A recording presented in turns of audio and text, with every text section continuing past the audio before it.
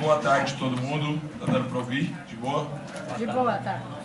Boa tarde todo mundo, eu chamo Pablo. Primeiro valeu por estar aqui, é sempre bacana poder estar discutindo com os companheiros da CUT, não é a primeira vez que eu faço parte de uma mesa num debate como esse com vocês, tenho participado de alguns pelo Brasil e é sempre muito legal poder trocar um pouco da nossa experiência com a experiência de vocês e sinergizar um pouco dessas lutas. Para começar a falar um pouco do que a gente é um movimento não óbvio, né? A gente começa trabalhando com música em pequenas cidades do Brasil. Eu venho de Cuiabá e a ideia a priori, quando a gente começa a história toda, era dar visibilidade para quem era invisível, dar voz para quem não tinha voz. Então, o Brasil tem 5.340 cidades, um país de dimensões continentais, com 190 milhões de habitantes. Mas dessas 5.350 cidades, pouco mais de 50 concentram parte significativa desse protagonismo. E isso mudou muito nos últimos 10 anos. Então a gente começa mais ou menos em 2001, 2002, mais ou menos na época que começa o governo Lula, e a ideia que a gente tinha era conseguir criar um circuito dessas cidades e a partir desse circuito dessas cidades menores no Brasil dar visibilidade para as ações que a gente desenvolvia. O sprint, a solidez, a estrutura que cria um ambiente favorável para que a gente surja, vem também do surgimento da internet, né? Lá por 95, 96, surge a internet, aqui no Brasil começa a ser utilizada de forma mais eficiente e efetiva, e na música acontece uma revolução. Você tinha um modelo industrial que você pagava o jabá, tocava na rádio, e se você pagava o jabá e tocava na rádio, você vendia CD. Então você tinha uma indústria que funcionava nesse ciclo: jabá, rádio, venda de produto. Quando vem a internet, isso começa a mudar um pouco. Surge uma grande plataforma global chamada Napster, e o Napster começa a distribuir música gratuitamente. Ao invés daquela indústria comprar o Napster, ela, de forma pouco inteligente, ela processa o Napster, e aí o Napster perde o controle. Surge uma série de plataformas de distribuição de música, e aí definitivamente essa indústria entra numa derrocada. Isso no Brasil impactou diretamente, e aí duas grandes perguntas foram colocadas. Até quando essa indústria ia durar? E dois, quais seriam os mecanismos utilizados para substituir essa indústria? Mais ou menos nessa época, 95, 96, surge um grande festival em Recife, chamado Abril pro Rock. E esse festival ele surge e lança um grande artista, que foi o Chico Science. Então esse artista ele é lançado nacionalmente a partir de um festival, e o Brasil inteiro começa a pensar: não, eu vou lançar os meus festivais também para ver se eu consigo lançar os artistas locais. Já que eu não preciso mais dessa indústria e eu consigo lançar esse meu artista a partir de um festival, eu vou começar a organizar festival também. E começam a surgir festivais pelo Brasil inteiro. E ao entorno desses festivais começam a surgir toda uma cadeia produtiva. O cara organizava um festival, mas o outro montou um estúdio de ensaio, o outro montou um estúdio de gravação, o outro montou um selo de distribuição para lançar os produtos desses artistas, e uma música independente começou a se consolidar no Brasil. De 96 até 2000, esses festivais se consolidam, esse mercado ao entorno desses festivais se consolida também, e a partir de 2001 e 2002, quando entra o Lula no governo, esses festivais começam a pensar que, para além de constituir pilares de mercado, dava para se pensar também uma nova forma de se pensar política para a cultura. E esses festivais organizados começaram a pensar em fazer incidência, e pensar políticas públicas, e pensar em criar novos formatos a partir de novos repertórios. A nossa experiência surge mais ou menos em 2000, 2001, né, em Cuiabá. Então a gente começou na universidade, dentro do movimento estudantil, a gente organizou um encontro chamado ECOS, que era o Encontro de Comunicação Social do Estado de Mato Grosso. Tinha 5 universidades ali, a gente juntou essas universidades de comunicação, fez o ECOS. No começo tinha 100 pessoas, a gente tomou um prejuízo de R$5.000, sobraram 50. E aí com essas 50 a gente resolve fazer o ERECOM, que era o Encontro Regional de Comunicação. E aí tomou mais um prejuízo de 5 mil, sobraram 10. Só que a gente tinha conseguido trazer Goiás, Campo Grande e Brasília para o debate. E a gente não fazia nem parte dos movimentos tradicionais ligados ao movimento estudantil e não fazia nem parte e nem dialogava necessariamente com a pró-reitoria. Era um movimento novo ali, diferente, um ponto fora da curva. Então a gente não tinha nem o apoio dos movimentos tradicionais e nem o apoio da reitoria, e a gente começou a perceber que dentro da universidade ia ser muito difícil dar continuidade às ações que a gente estava pensando de integração dos cursos de comunicação. A gente sai da universidade e faz um festival, o Festival Calango. Organiza o festival foi muito bacana, só que a gente percebe que não adiantava nada fazer só um festival se a gente não fizesse ações durante o ano inteiro. A gente monta uma casa, com um coletivo chamado Cubo Mágico, monta um estúdio de ensaio e coloca as bandas para ensaiar. As bandas começam a ensaiar, com 3 meses elas queriam tocar também, a gente monta Cubo Eventos, e aí elas começam a tocar na garagem da nossa casa, e passa mais 3 meses, a gente tinha que convencer as mães dos meninos que frequentavam a nossa casa que aquilo ali era legal. Então a gente montou a Cubo Comunicação para divulgar isso melhor e para a galera se convencer que era bacana o que a gente estava fazendo. Passa mais 3 meses, essas bandas queriam gravar, a gente montou um estúdio de gravação. Passa mais 3 meses, elas queriam distribuir os produtos, a gente montou um selo de gravação chamada Cubo Discos. E aí não tinha dinheiro para pagar esses artistas. É uma coisa que a gente conversa bastante com a galera da CUFA, que com 6 meses dessa experiência, a gente encontrou com os parceiros do movimento hip hop. Eles sentaram com a gente ia gravar uma coletânea para eles, a gente foi apresentar a internet para os caras e aí cortou a luz, porque estava sem grana e cortaram a luz. E aí nessa de cortar a luz, na hora que cortou a luz, os caras já falaram para nós, assim, vamos fazer o seguinte, a gente ia ter que pagar uma parada por essa coletânea, então vamos fazer uma troca solidária. Vocês gravam a coletânea para nós e a gente liga a luz para vocês. E aí a gente já aproveita e liga a água também. Ele estava começando, então na época uma troca solidária para nós estava valendo. Então eles ligaram a luz e a água. Foi no Gato, Capilar? Foi no Gato. Luz e água no Gato, com 6 meses de experiência, e a gente gravou a coletânea para eles. Começo contando isso primeiro para falar que na verdade não tinha um planejamento prévio. Em cima da dificuldade a gente ia criando oportunidade. Precisava de um estúdio de ensaio, montou um. Precisava de um estúdio de gravação, montou um. Precisava de um núcleo de comunicação, montou um. Precisava de distribuir esses materiais, montou um selo de distribuição. E aí os artistas começaram a falar, beleza, tá tudo muito bacana, mas nós não estamos recebendo a nossa grana. E na época não tinha como pagar. Para fazer um evento em Cuiabá para artistas autorais, você tinha que dar 150 cortesias e só tinha 50 pessoas que pagavam o ingresso era R$5, dava R$250. O bar dava mais 250 e dava 500, e só o som era 1.000. E aí não tinha como pagar cachê, os artistas reclamavam, e aí a gente criou uma moeda, na época o Cubo Card. A ideia era, o artista recebia uma parte fazia o show, recebia nessa moeda, e com essa moeda ele podia ensaiar, ele podia gravar, ele podia ter um release e etc. E aí a moeda começou a crescer localmente, a gente saiu distribuindo essa moeda para todo mundo, chegou no fim do ano, a gente percebeu que tinha rolado um subprime, tinha muito mais moeda na praça do que a gente tinha capacidade de pagar, tinha 100.000 cards na praça e a gente não tinha condições de dar conta dos serviços todos, porque a gente não entendia que precisava de um banco, precisava ter lastro, que precisava pensar num modelo econômico a partir daquela moeda, e a gente se aproxima da economia solidária.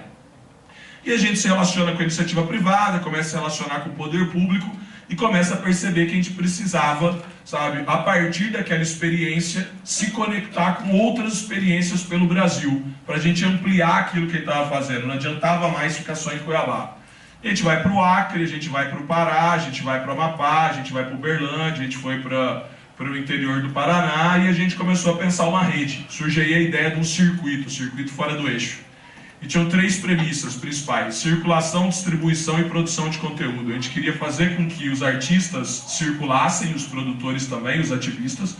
A gente queria distribuir melhor os produtos, os CDs, etc., porque já tinham acabado as lojas de CD no Brasil. E a gente queria também produzir conteúdo. Então tinha que ter blog, web rádio e web TV em cada uma dessas cidades para divulgar melhor o que estava acontecendo.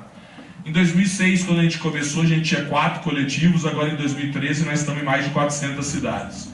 Em 2006, quando começou, a gente estava começando um processo de formação, agora a gente criou uma universidade que tem centenas de campos de formação dessas nossas metodologias. Em 2006, quando a gente começou, tinha uma casa, hoje já são mais de 80 casas espalhadas por essas 400 cidades. Em 2006, quando a gente começou, a gente tinha uma moeda complementar, hoje já são mais de 50 moedas e tem um banco que gerencia essas moedas todas. E aí em 2006 a gente só estava nessas pequenas cidades e de repente a gente vai para as cidades grandes entendendo que a gente tinha que dar um salto. E esse salto acontece mais ou menos em 2011, quando a gente muda para São Paulo e a gente monta uma casa em São Paulo. Quando a gente monta uma casa em São Paulo foi justamente o momento que começa o governo Dilma. Então, mais ou menos, é o fim do governo Lula, início do governo Dilma, e acontece uma coisa muito forte dentro do início do governo Dilma, que foi a saída do ministro Juca Ferreira e a entrada da Ana de Holanda. E quando a Ana de Holanda entra, ela entra descontinuando todas as políticas anteriores que Gil e Juca tinham construído. Era uma não gestão. Era uma ministra que não tinha capacidade de estar ali onde ela estava e muito menos tinha capacidade de entender o que Gilberto Gil e Juca Ferreira tinham feito dentro do Ministério da Cultura, que tinha sido uma revolução. E quanto a grande maioria dos movimentos tinha algum tipo de relação com o Ministério da Cultura, o Fora do Eixo já tinha criado um sistema de sustentabilidade próprio. Com os nossos festivais, com o nosso circuito de música, a gente já se autossustentava. Então a gente teve condição ali de fazer um enfrentamento direto com a ministra Ana de Holanda, porque a gente não dependia de recursos do Ministério da Cultura e nem dependia de recursos do poder público. E aí a gente, a partir dali, começou a conectar outros movimentos, e aí começou a surgir um movimento social da cultura a partir daquele enfrentamento que a gente foi fazer. E ao mesmo tempo a gente começa a sair da música e começa a pensar que a gente tinha outras missões para além da música, e a gente poderia pensar mesmo na cultura em seu sentido antropológico. E aí a gente começa a pensar que além de conectar outros movimentos, como os próprios pontos de cultura, os hackers do movimento de cultura digital, os povos de terreiro, discutir com o movimento sem terra, discutir com os movimentos ambientalistas, com os movimentos ligados a direitos humanos, a gente tinha condição de dar um salto de consciência nas ações que a gente estava desenvolvendo. E aí a gente começa a pensar em ocupar esse debate de formas distintas do que a gente ocupava. Antes a gente só trabalhava com música e com circuito cultural, e a gente começa a pensar que a gente poderia, com redes e ruas, ampliar a capacidade de dialogar com a nossa geração. E aí começa um ciclo de experiências muito bacana para nós. O primeiro deles foi a Marcha da Liberdade. A gente teve uma Marcha da Maconha aqui em São Paulo, e essa marcha foi atacada pelo governo Alckmin. No fim dela, a polícia jogou bomba nos manifestantes. Essa marcha gerou uma revolta muito grande na cidade, e a gente resolveu se conectar com outros movimentos para organizar uma outra marcha que pudesse se manifestar de forma contrária ao que tinha acontecido. E aí a gente junta com vários outros movimentos e começa a pensar que marcha seria essa. E aí a gente começa a pensar muito fortemente num novo desenho, desse pacto social. A gente começa a perceber que a gente tinha que entender como que as estruturas estavam colocadas. E a gente percebe que tinha o quê? Tinha 3 grandes blocos atuando ali. Um era o bloco dos estabelecidos, os grandes partidos, os grandes empresários, a grande mídia, que era 2% do Brasil. O outro bloco era o bloco dos desorganizados, que era aquele que não estava em nenhum movimento, não estava em nenhum coletivo, não estava em nenhuma organização, que é o povo, que vai trabalhar, volta para casa e no máximo era clique ativista. E entre esses dois movimentos tinha o meinho, que é uma inteligência que ficava tentando pautar os desorganizados em como lidar com os estabelecidos. E dentro desse meinho tinha 2 bancadas, quem fazia disputa de classe e quem fazia disputa de imaginário. E a gente começou a ver isso diretamente dentro da Marcha da Liberdade. Só que o bloco da disputa de classe falava que o nome disso tinha que ser Marcha da Regulamentação pelas Armas Não Letais. E o bloco da disputa de imaginário falava que tinha que ser Marcha da Liberdade. E era uma grande discussão de como chamaria essa marcha. Seria Marcha da Regulamentação das Armas Não Letais ou Marcha da Liberdade. Acabou ganhando a Marcha da Liberdade, que aglutinou muita gente e desencadeou um processo forte dentro de São Paulo, que no meu ponto de vista canaliza no que foi junho. Depois da Marcha da Liberdade rolou um churrascão de gente diferenciada, que foi um chamamento na cidade para ocupar um espaço em Higienópolis, que o bairro estava insatisfeito com a possibilidade de surgir um metrô ali, que eles achavam que iam surgir muitas pessoas, começou a surgir a ideia da gente diferenciada. Não, vou começar a passar pessoas diferenciadas aqui no nosso bairro e a gente não quer. E surgiu aí uma experiência que foi o churrascão de gente diferenciada.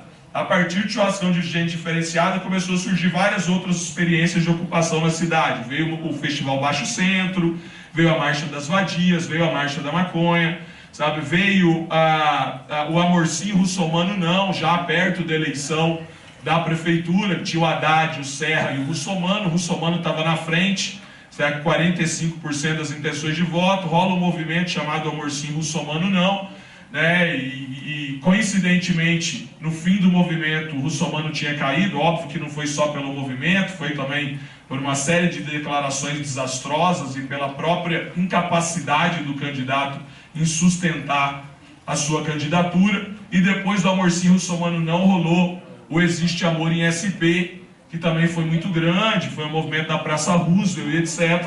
E o Existe Amor em SP conclui um ciclo que tinha começado no churrascão de gente diferenciada, que era um ciclo de descriminalização da rua. Parte da classe média paulistana, que achava que a rua era um espaço para radicais, começou a gostar de ocupar a rua. Então, quando vem junho e o MPL é atacado, e o movimento e os manifestantes que estavam na rua são atacados, parte significativa das pessoas que se levantam para questionar aquele ataque eram pessoas que tinham, nesses últimos 3 anos, descriminalizado a rua por manifestações pacíficas, né? Então, para concluir, que meu tempo está acabando, eu acho que conto essa história toda para falar que, em determinado momento, surgiu no Brasil uma nova estética de se fazer política. Surgiu no Brasil novos coletivos, novas redes e novos movimentos estimulados por um governo popular, estimulados por um novo protagonismo, que começaram a colocar novos repertórios nesse debate.